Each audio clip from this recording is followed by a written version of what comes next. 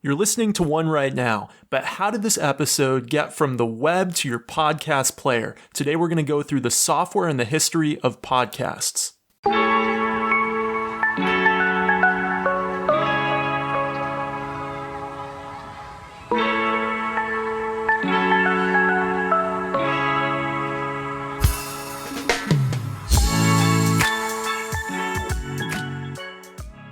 Welcome to Kopec Explains Software, the podcast where we make computing intelligible. Our question this week is, how do podcasts work? Podcasts. We love them. We listen to them so much. There's so many different players. It seems like everybody is making a podcast. And there are actually not that many different components to how a podcast works. There's really just two different kinds of files and three different kinds of software components. Well, before we get into the technical stuff, let's talk about when podcasts first came on the scene. So podcasts came about in the early 00s when the iPod was really taking off. That's why it's called a podcast, right? It was about the iPod being the most popular digital music player in the world. For example, in the year 2004, when the first real podcasts were coming out, the iPod had 82% market share in the United States. So maybe if the Microsoft Zune, which was a competitor to the iPod, had been more popular at the time, we'd call them Zunecasts. It wouldn't have as good a ring to it. But that's really the reason we call them podcasts, is because people had iPods. iPods were dominant in digital music, and people were taking their music with them. And then some people had the bright idea, well, wait, hold on a second. Any kind of audio content that can be stored in an MP3 file can be played on an iPod. So why don't we start storing radio programs? And then other people had the bright idea, well, hold on a second. Why does it have to be something that was first made for radio? I can just make my own audio files and distribute them freely myself, and I can bypass that whole infrastructure and get them directly to people who want to listen to them. And then some companies developed that started building infrastructure for this. And a format came out that had already been out for blogs and for news sites called RSS, and it got adapted for distributing audio files, not just the blog posts or news articles that were coming out on these websites. So RSS, which stands for Really Simple Syndication, is a format for telling you about new items that get published. And those new items that, like I said, could be published as articles on a website, but they also could be new audio files that are available. And we'll talk in a minute about RSS and MP3, how they work together.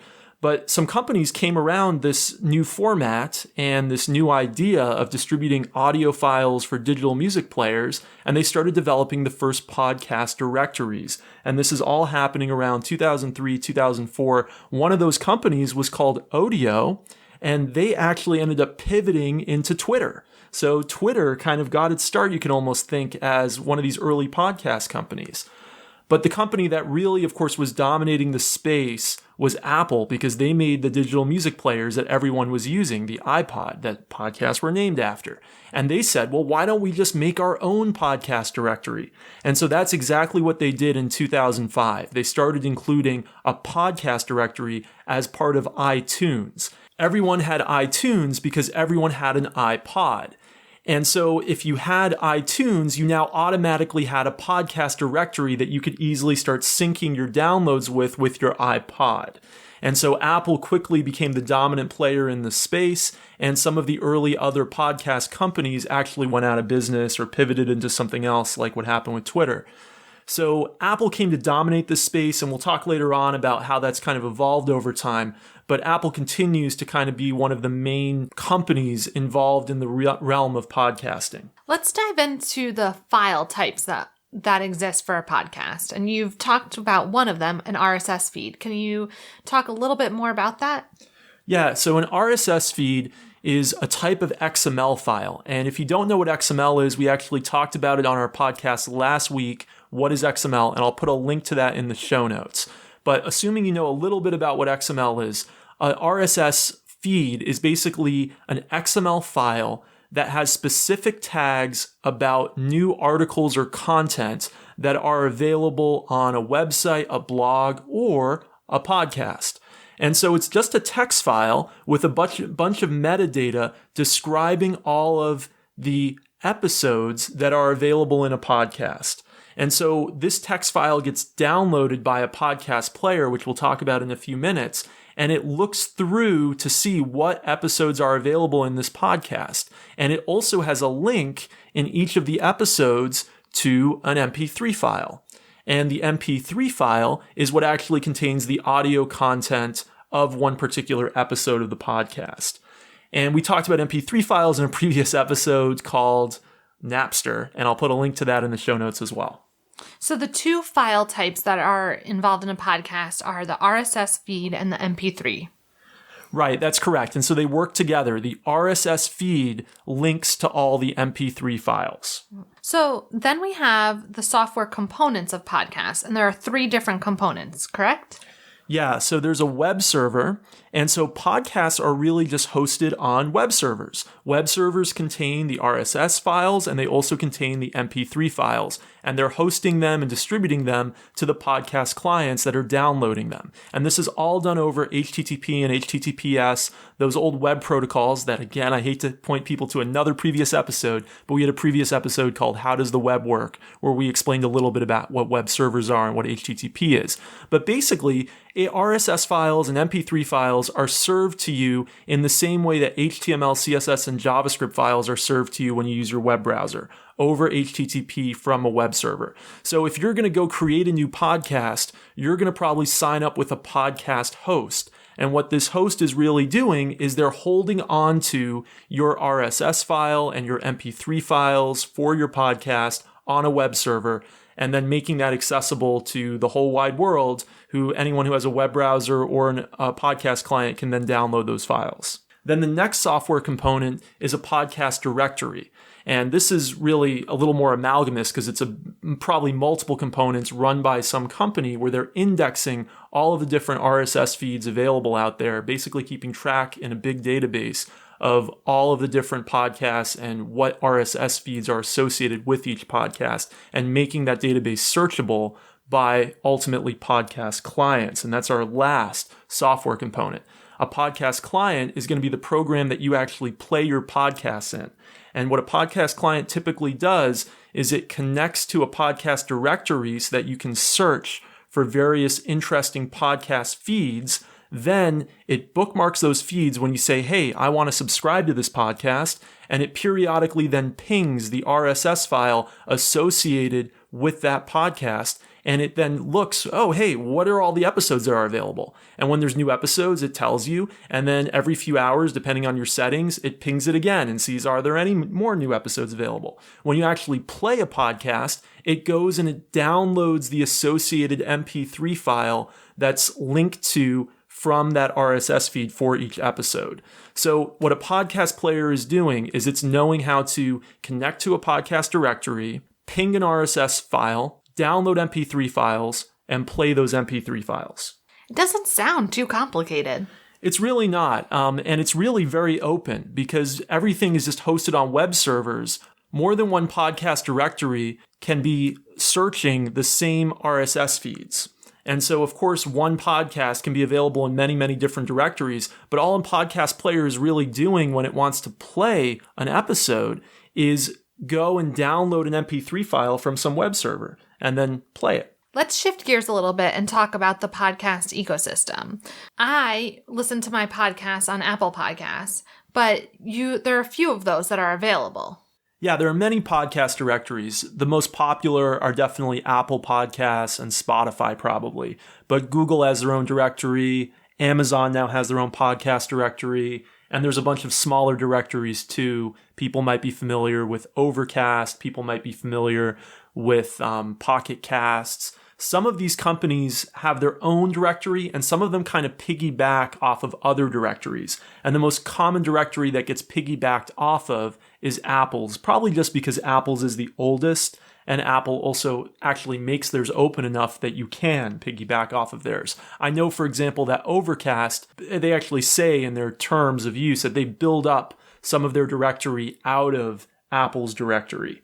And so they might then modify it, include and disclude certain things that weren't originally in Apple's directory, but the basis of their directory is originally coming from Apple's directory. So there are multiple directories though, and so it is possible for one podcast to be included in one and not included in another. Now, what's changing in the world of podcasts over the last few years is that while this always used to be a very open world, where every individual podcast directory would just be linking up to RSS feeds, now some podcast directories are having podcasts that are actually internal to them, that are not just publishing those podcasts as open feeds that any other client could connect to and download. So we see, for example, what happened with Joe Rogan. He had one of the most popular podcasts in the world, and he decided, I think it was rumored that it was a $100 million deal, to go exclusively to Spotify, meaning that he no longer publishes an open RSS feed that anyone can include in their podcast directory or any podcast player can connect to, but instead has some kind of internal feed just at Spotify that other podcast players can't access and other podcast directories can't include. And so as a result, you now need to use Spotify to listen to Joe Rogan's podcast.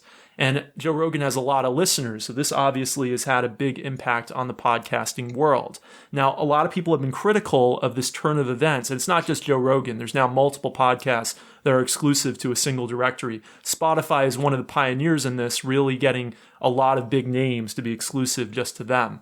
But there's a lot of criticism of this because it always was an open ecosystem. Going all the way back to 2004, 2005, it's always been an open ecosystem. Even Apple's directory has always included just RSS feeds that other people submit to it, rather than having internal feeds that are exclusive to it. So even though Apple has kind of been the dominant player in the space, a lot of people actually consider that they were a pretty good steward by keeping it an open ecosystem instead of making it a proprietary network and letting other podcast directories piggyback off of them.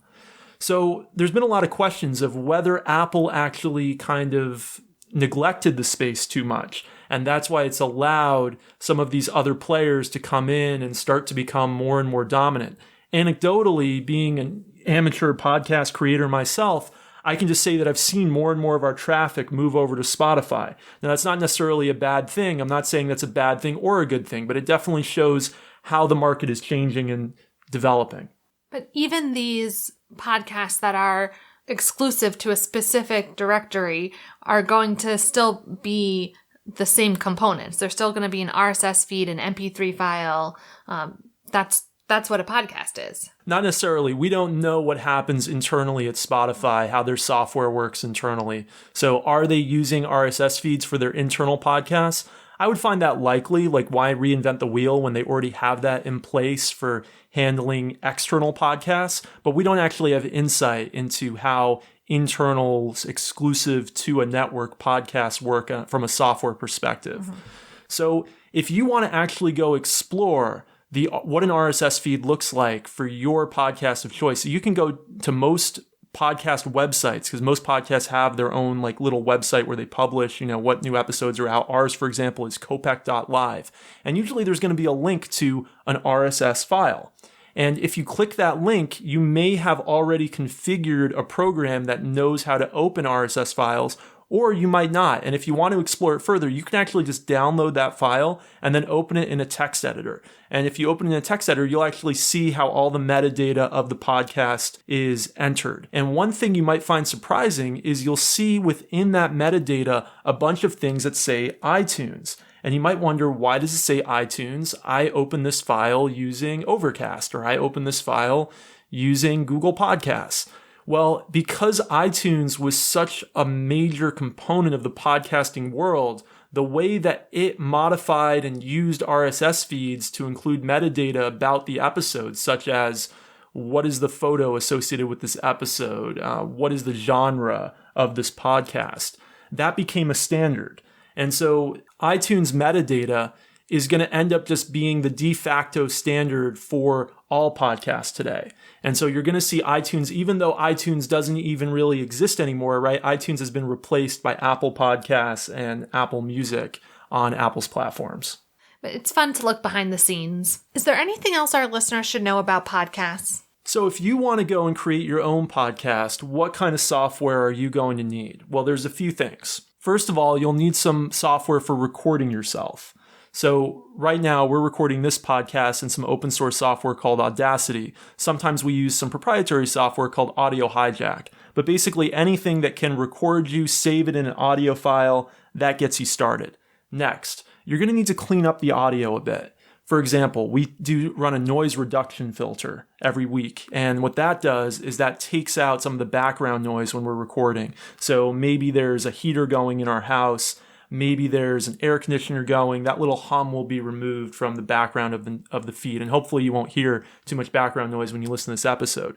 Next thing is we probably want to run some kind of filter to level out the voices. And we use one called the levelator. So if Rebecca happens to be further away from the microphone and I happen to be closer to it, we want our ultimate volumes of both voices to sound a little more even. And so we levelate, quote unquote, those levels to make them more even. Then you're going to actually have to go and edit the audio file to take out some times when you paused. Maybe there was some time when you accidentally said something wrong, or you stuttered a little bit, or you coughed or something like that, and you want to cut that all out so it sounds really clean. So then you're going to need to use an audio editor to do that. I happen to use one called Fission. It's proprietary software for the Mac, but you could also use this open source software Audacity that we're using today for recording for doing that. So there's free software solutions for doing a lot of this. Okay, then you have your cleaned up file. Maybe you've used that audio editor to also insert a little intro music, a little exit music, maybe some other couple of sound effects. Now you're going to need a podcast host. So this is literally a company that's just providing a web server, really, for the RSS feed and also for the MP3 files. But usually these hosts are going to actually go and configure the RSS feed nicely for you, track some analytics to tell you how many people are listening. They're going to go and help you submit your podcast to various different directories and offer other ancillary services that make having a podcast a little bit easier. We happen to use a host called Pinecast, and we've been pretty happy with them. So once you then have it up on the host and you've submitted it to all the directories, then you go and you wait. Not really, because you really want to be doing some marketing. So you're probably also going to use some social media sites and some other websites to get the word out about your new show. So there's actually a lot that goes into it. There's thinking about who you want to have as guests. There's thinking about what topics you want to do each week. It's actually a bit of a grind. Now, we do this as a hobby, so it doesn't feel too much like work. But for some people who do this for a living, I mean, they put as much time into doing each of their episodes, and they might have a professional editor. We actually have a professional editor on my other podcast, Business Books and Company. They might have a professional producer. They might have somebody who just handles the sound cleanup but doesn't do the editing. So there can really be degrees of professionalism that go into this, and it can really become something that takes tens of hours to produce a 1-hour show. So don't think that podcasting is necessarily easy. It's easy to get started, but to go and make something, let's say, as high quality as a publication like Wired is going to do is next level. Well, I think that covers podcasts. Yeah, but even though making podcasts can be time consuming, the more the merrier. It's great how much content we all have available to us for free. And as long as it stays a fairly open ecosystem, we're all going to continue to enjoy that. Hopefully, my personal opinion is I think it's better for the health of the ecosystem if it does remain a little bit more open and we don't see everything be locked down behind different proprietary directories.